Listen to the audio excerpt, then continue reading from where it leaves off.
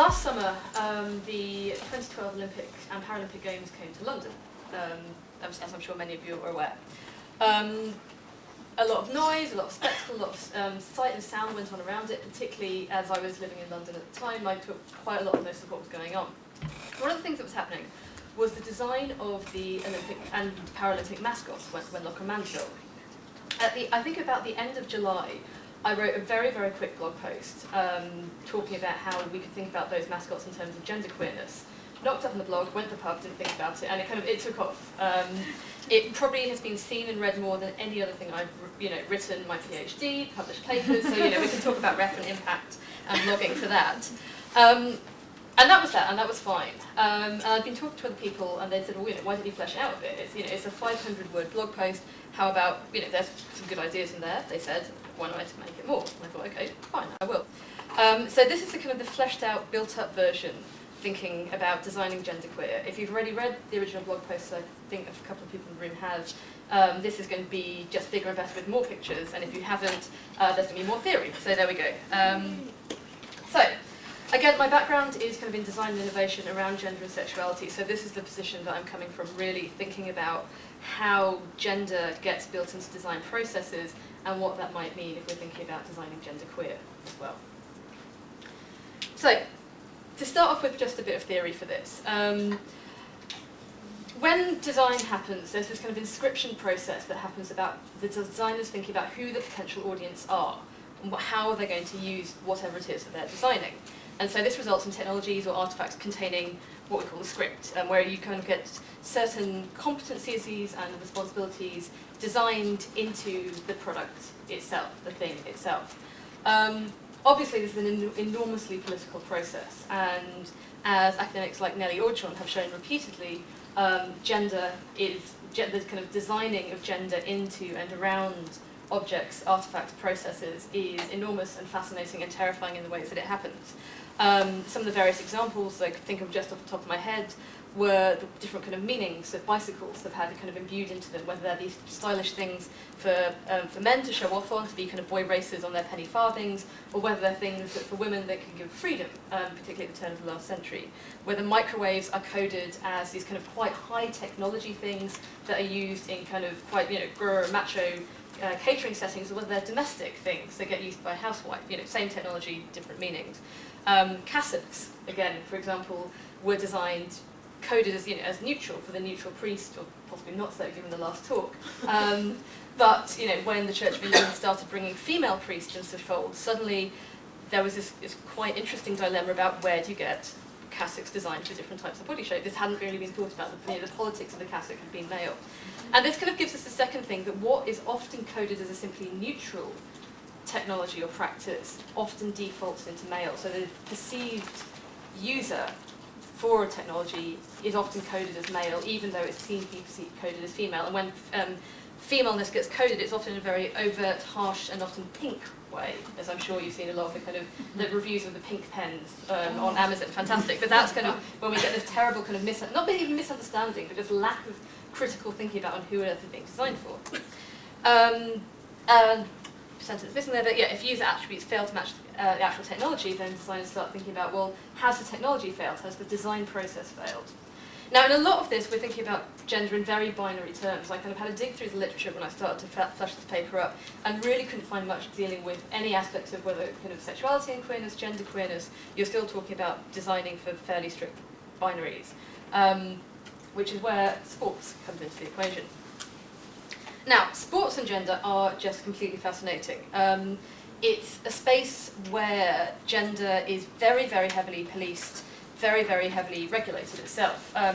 Partly this is due to the nature of sport itself. It's about bodies, and it's about the kind of the imposition of ideas and expectations and stereotypes and understandings of what bodies can do, and particularly what gendered bodies can do. Sport is most often separated out into men competing with men, women competing with women, and Sykes, who's done some really interesting work about transgender and intersex issues in sports, argues that even the history of gender activism in sports is widely disconnected from wider gender activism that's happened in the past 50, 60 years. She argues that even in spaces like the Gay Games, which in the 1990s started developing policy around men, women, transgender and intersex athletes, but they still rely on quite normative understandings of gender and binaries. She says, there continues to be this tremendous resistance to any changes to the normative gender binary in many different sporting communities, including women's sports, including the Gay Games, and critically for this paper, including the Olympics itself. There are many biological assumptions that are kind of placed onto bodies, about discourses about, for example, muscle development, exposure to testosterone, but also stereotypes around what sport is, a very masculine, physical, macho, competitive, assertive agenda, which again impacts back onto the bodies and the identities of the athletes themselves. She talks about how the foundation for much of the negativity of stereotypes around female athletes creates an antagonistic climate for heterosexual, lesbian and bisexual athletes, that the stereotypes foster inaccurate perceptions about female athletes, trivialises their accomplishments and limits their social acceptance, and that female athletes in particular may perform hegemonic femininity as a way to try and combat that. I'll come on to this a bit later with pictures. With the Olympics until 2000, the International Olympic Committee used various forms of sex testing to try and place their determinacies on who were the gendered athletes, and in 2004 they permitted transgender athletes to compete, but it's still a very contested space indeed. Sport is hugely gendered, which means that when you're starting to think about where genderqueer fits into it in a design sense, it gets really interesting really quickly. Now, London 2012 was interesting in gender terms for quite a number of different reasons. It was the first Olympics ever where women competed in every single event.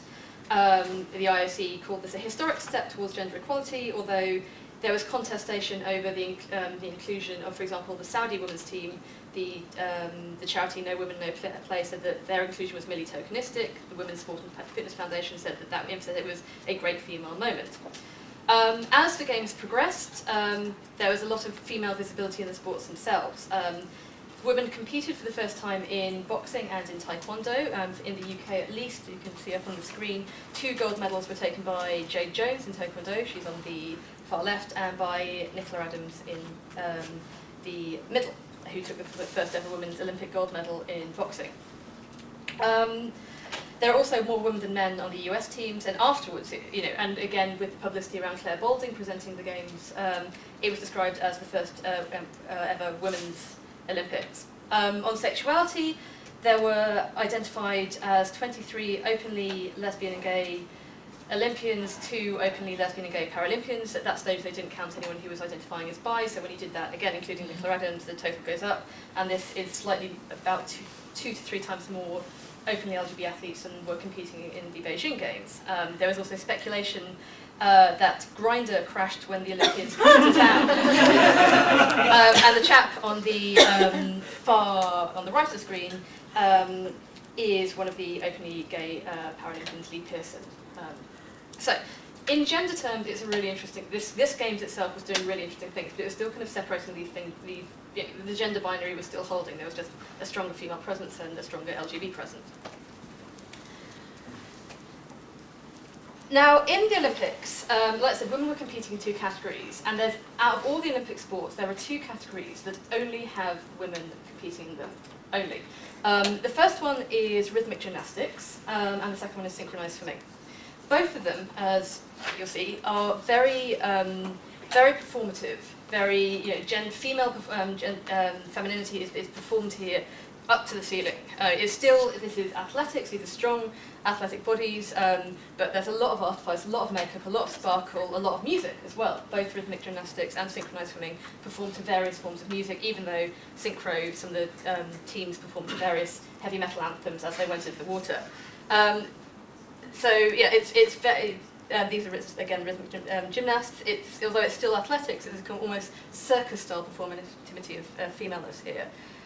Synchronized swimming, again, very, very sparkly costumes, very heavy makeup, because it has to be seen. It has to be waterproof and seen in the water, from cameras as well. And it's quite terrifying to look up close, but really amazing, and and hardcore. I mean, I could go off on an entirely different paper about the fierceness of synchronized swimmers, but they are fantastic. This is the Russian team, I think, about to enter the water with their dragon-themed set, and this is what one of the, I think the Chinese team looked like underwater when they're creating these amazing athletic structures to propel themselves out of the water into kind of doing backflips, but from the water itself. So there's, you know, on the one hand you've got the performance of femininity, on the other hand, yeah, they're athletes, they're Olympic athletes.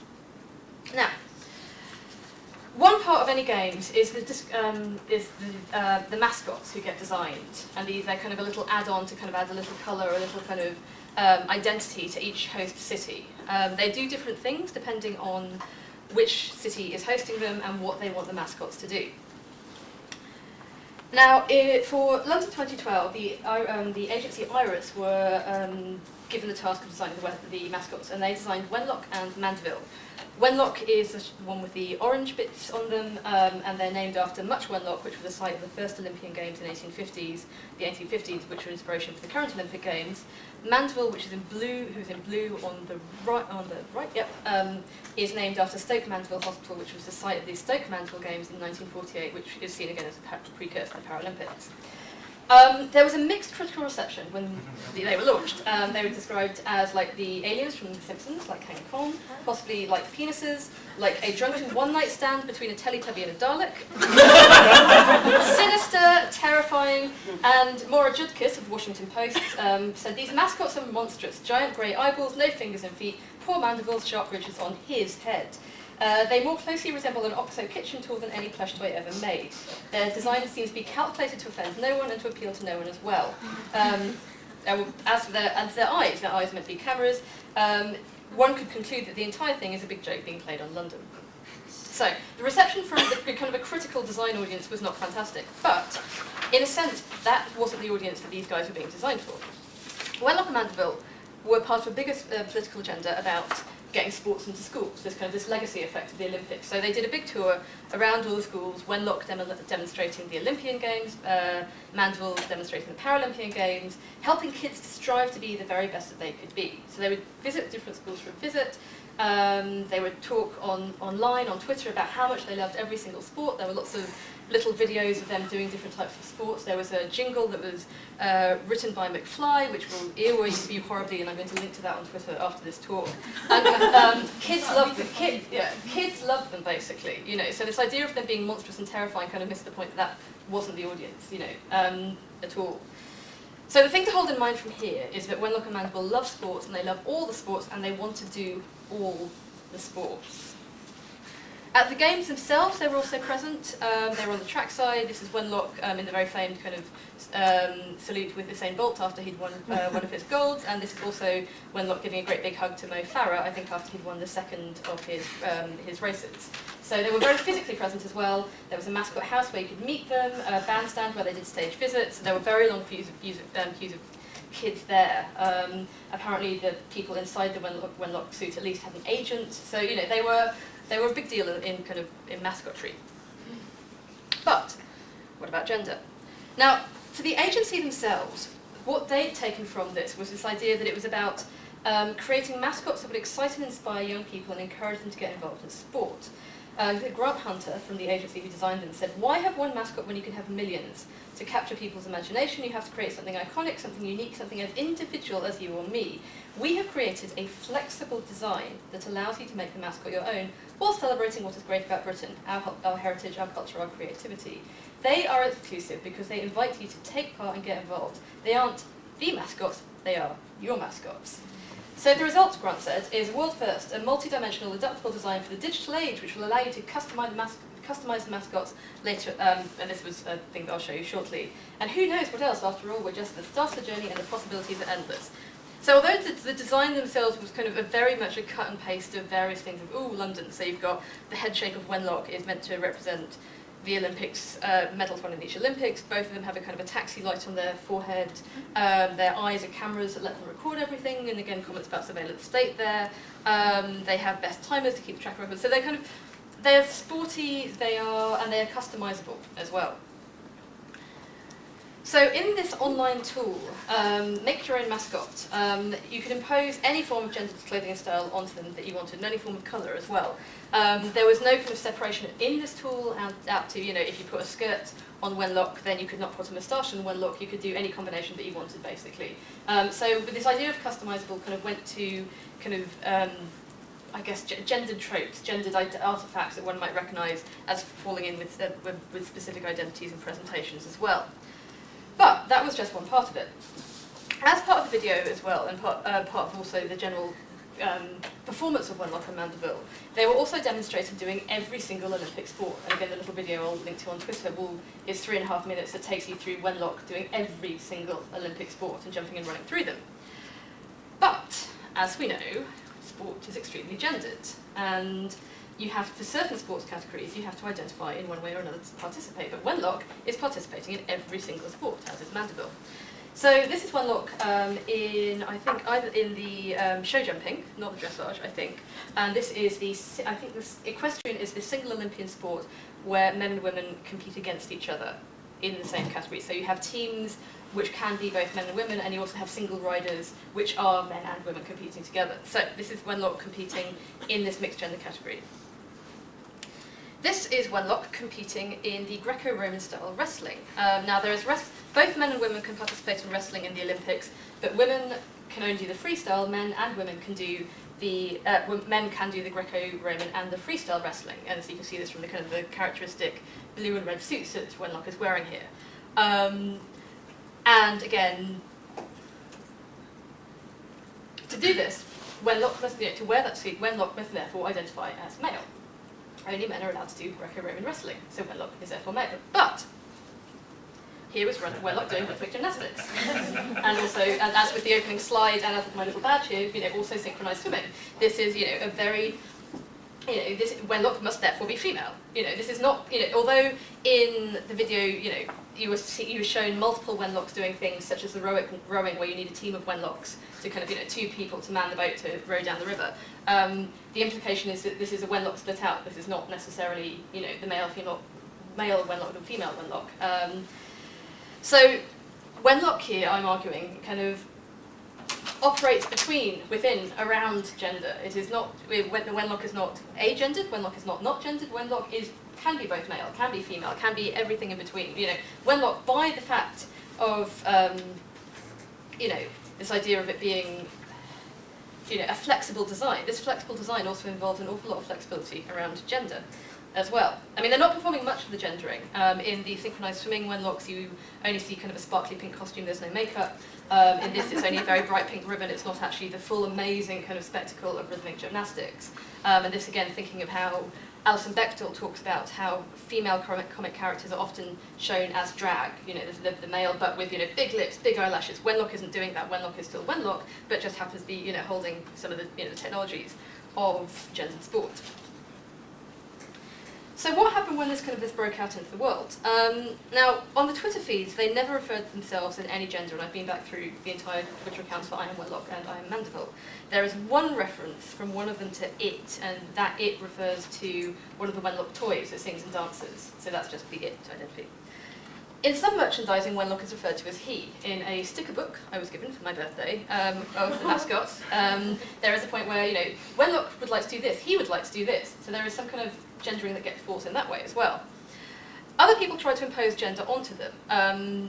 In the policeman and woman pin badges you can see there, Wenlock is the policeman in a male police uniform, and Mandeville is the woman. And this caused some blog commentators to say, well, Wenlock is clearly the butch and Mandeville the bitch, so that's the separation they were putting there. And this is also partly due to the shape of their eyes. The different eyes they have, the Wenlock forehead is slightly lower, that makes Wenlock constantly look angry. The Mandeville eye is slightly at an angle, which makes Mandeville constantly look worried. So that was taken as an interpretation of how we can see that, masculinity is, anger, and femininity is, terror. And this was how presented. People just saying, into the boxes they will go, get them there. There was also gendered separations in the clothing and stickers from someone who spent a lot of time in the store in Olympic Park. I was very excited by the amount of kind of paraphernalia there.